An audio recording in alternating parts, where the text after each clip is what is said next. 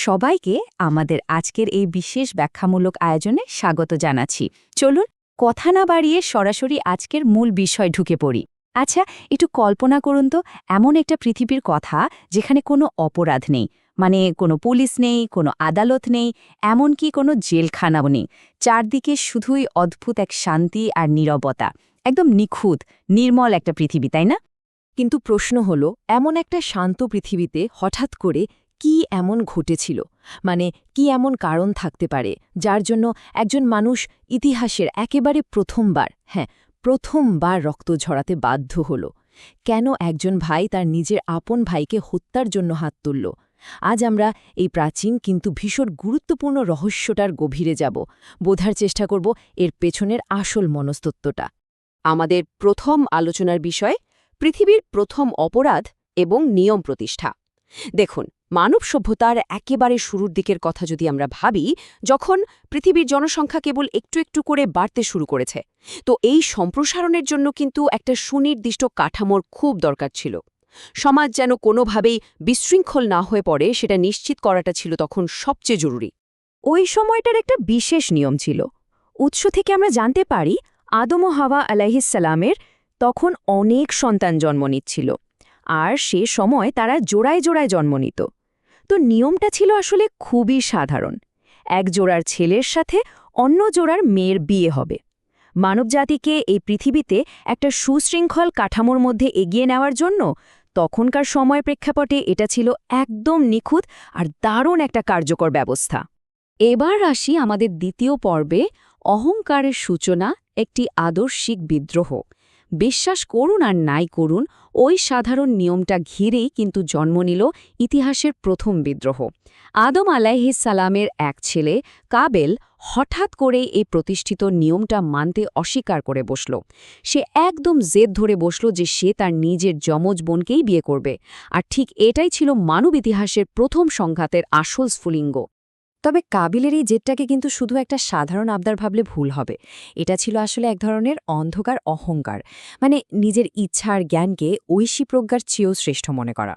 মূল সূত্রগুলো ঘাটলে দেখা যায় তার এই আচরণটা ছিল অনেকটা ইবলিশের সেই আদিম বিদ্রোহের মতোই। কারণ সে মনে মনে ভাবছিল যে সে হয়তো স্রষ্টার বিধানের চেয়েও নিজে বেশি ভালো বোঝে। নিজের ইচ্ছাকে ঐশী প্রজ্ঞার চেয়ে বড় করে দেখা, এটাই ছিল মূলত সবচেয়ে বড় সমস্যা।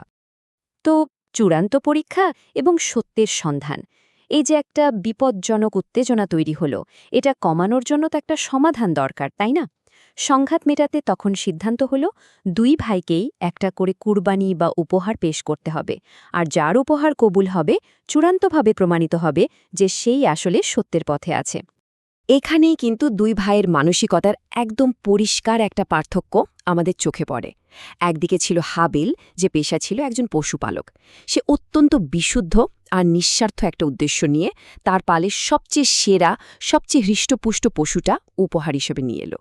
অন্যদিকে কাবিল ছিল একজন কৃষক, কিন্তু অবাক করার বিষয় হল সে তার ফসলের সবচেয়ে বাজে আর সামান্য অংশটা খুব অবজ্ঞার সাথে নিয়ে এলো। মানে এই ছোট্ট পার্থক্যটাই কিন্তু তাদের ভেতরের আসল নিয়ত বা উদ্দেশ্যটাকে একদম আয়নার মতো পরিষ্কার করে দেয়। আর এটাই ছিল সেই চূড়ান্ত মুহূর্ত। আকাশ থেকে আগুন নেমে এলো আর হাবিলের সে সেরা উপহারটা গ্রহণ করা হলো। কিন্তু কাবিলের সে সামান্য অবজ্ঞাপূর্ণ উপহারটা, ওটা একদম অস্পর্শিত অবস্থায় ওভাবেই পড়ে রইল।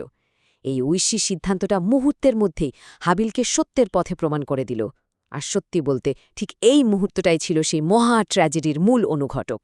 বলতে পারেন এখান থেকেই শুরু হলো এক নতুন অন্ধকার অধ্যায়। আমরা এখন ইতিহাসের প্রথম রক্তপাত এবং সংঘাতের চূড়ান্ত রূপের দিকে এগোচ্ছি। একটু ভাবুন তো, যখন কাবিলের উপহারটা সরাসরি প্রত্যাখ্যাত হল, তখন তার প্রতিক্রিয়াটা কেমন হতে পারে? ঠিক এই জায়গাটাতে এসেই কিন্তু ঘটনার মোড় খুব দ্রুত আর ভীষণ ভয়ঙ্করভাবে ঘুরতে শুরু করে। কাবিলের এই যে মানসিক পতন, এটা কিন্তু ধাপে ধাপে হয়েছিল। প্রথম ধাপটা ছিল অহংকার। তারপর যখন সে হেরে গেল, তখন তার ভেতর জন্ম নিল তীব্র ঈর্ষা। আর এই ঈর্ষার আগুনটাই দাউ দাউ করে জ্বলে উঠে একসময় পরিণত হল অন্ধক্ষোভে। এই ক্ষোভটা এতটাই প্রবল ছিল যে সে সরাসরি নিজের আপন ভাইকে হত্যার হুমকি দিয়ে বসল। ভাবা যায়, একটা নেতিবাচক আবেগ মানুষকে কিভাবে চরম ধ্বংসের দিকে ঠেলে দিতে পারে, এটা তার একটা ভয়ঙ্কর বাস্তব উদাহরণ। এখানে একটু থামা যাক, কথাগুলোর গভীরতা একটু অনুভব করার চেষ্টা করি আমরা। মৃত্যুর হুমকির জবাবে হাবেলের উত্তরটা কেমন ছিল জানেন? অত্যন্ত শান্ত, নীতিগত এবং শান্তিপূর্ণ। সে বলেছিল, তুমি যদি আমাকে হত্যা করার জন্য হাত তোলো, তবুও আমি তোমার উপর হাত তুলব না, কারণ আমি আমার রবকে ভয় করি। মানে কি অসাধারণ একটা সংযম! সংঘাতের ঠিক মুখোমুখি দাঁড়িয়ে এমন অবিচল, শান্ত থাকাটা সত্যিই শিহরণ জাগায়। কিন্তু অত্যন্ত পরিতাপের বিষয় হল এই অন্ধ রাগ কাবিলকে কিছুতেই থামতে দিল না। একদিন যখন হাবিল শান্তিতে বিশ্রাম নিচ্ছিল, কাবিল একটা বড় ভারী পাথর নিয়ে তার কাছে এলো, আর তারপর প্রচণ্ড এক আঘাতে নিজের ভাইকেই চিরতরে শেষ করে দিল। আর ঠিক এভাবেই এই পৃথিবীতে একেবারে প্রথমবার কোনো মানুষের রক্ত ঝরল। স্রেফ অন্ধক্রোধের কারণে একটা পবিত্র প্রাণ অকালে ঝরে গেল। পৃথিবীর মাটি প্রথমবারের মতো রঞ্জিত হল মানুষের রক্তে। এবার আসি প্রকৃতির ক্ষুদ্র শিক্ষক এবং এই ঘটনার পরিণতি প্রসঙ্গে। এই মর্মান্তিক ঘটনার পর কিন্তু শুরু হয় সম্পূর্ণ নতুন এক উপলব্ধি। হত্যার ঠিক পরের মুহূর্তটা একটু চিন্তা করুন, চারদিকে এক অদ্ভুত আর ভয়ঙ্কর নীরবতা। কাবিল মানব ইতিহাসে প্রথম নিথর দেহটার দিকে তাকিয়েছে, যে দেহটা আর কারো নয়, তার নিজেরই ভাইয়ের। সে আসলে টেরই পাচ্ছিল না যে এখন তার ঠিক কী করা উচিত। চারপাশটা যেন এক অজানা আতঙ্কে একদম থমথমে হয়ে গিয়েছিল। হত্যার পরপরই কাবিলের ভেতরে জন্ম নিল তীব্র অনুশোচনা। মানে এমন একটা মর্মান্তিক কাজ, যার কখনো বদলানো যাবে না, তার ঠিক পরে হঠাৎ ধেয়ে আসা এক অদ্ভুত শূন্যতা আর ভয়। এক মুহূর্তের জন্য হয়তো তার মনে হয়েছিল যে সে জিতে গেছে, তার পথের কাঁটা বুঝি দূর হয়েছে।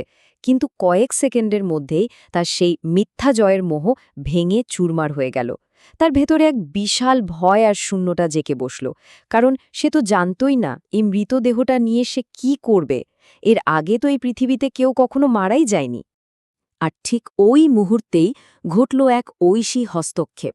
স্রষ্টা মানবজাতির এই অজ্ঞতা দূর করার জন্য একদম ছোট্ট একটা পাখিকে শিক্ষক হিসেবে পাঠালেন। কাবিল অবাক বিস্ময়ে দেখল একটা কাক মাটিতে গর্ত খুঁড়ে অন্য আরেকটা মৃত কাককে দাফন করছে। প্রকৃতির এই ছোট্ট প্রাণীটা এসে যেন মানুষকে জীবনের সবচেয়ে বড় আর সবচেয়ে বাস্তব একটা শিক্ষা দিয়ে গেল। কাকটার এই কাজ দেখে কাবিলের ভেতরের যন্ত্রণা যেন আরও বহুগুণ বেড়ে গেল। সে ডুকরে কেঁপে উঠে বলল, হায় দুর্ভাগ্য আমার!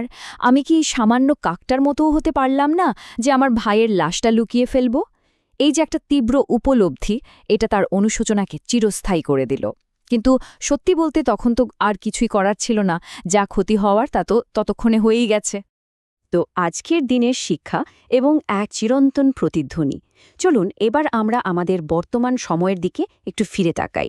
হাজার হাজার বছর আগের এই প্রাচীন ট্র্যাজেডিটা কিন্তু শুধুই কোনো রূপকথার গল্প নয়, এটা আমাদের আধুনিক এই বিশ্বের জন্য ভীষণভাবে প্রাসঙ্গিক। চলুন একটু মিলিয়ে দেখি এই ঘটনাটা কেন আজও আমাদের জন্য এত বেশি গুরুত্বপূর্ণ।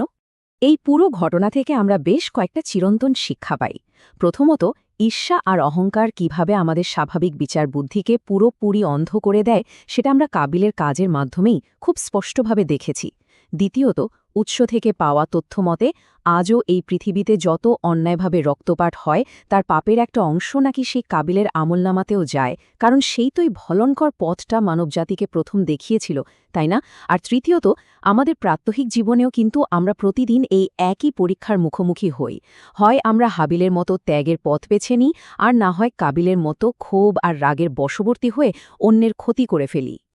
আর ঠিক এই বিষয়টা দিয়েই আমরা আমাদের আজকের এই ব্যাখ্যামূলক আলোচনার একদম শেষ পর্যায়ে চলে এসেছি। যাওয়ার আগে সবার জন্য খুব গভীর একটা প্রশ্ন রেখে যেতে চাই। আমাদের দৈনন্দিন জীবনে আমরা কি আসলে হাবিলের মতো ত্যাগের পথ বেছে নিই, নাকি কাবিলের মতো ওই ক্ষোভের পথটাই বেছে নিই? বিষয়টা নিয়ে একটু ভাগার অনুরোধ রইল। তো আমাদের আজকের এই আয়োজনটি থেকে যদি নতুন কিছু শিখে থাকেন, তাহলে অবশ্যই একটা লাইক দিয়ে উৎসাহ দেবেন।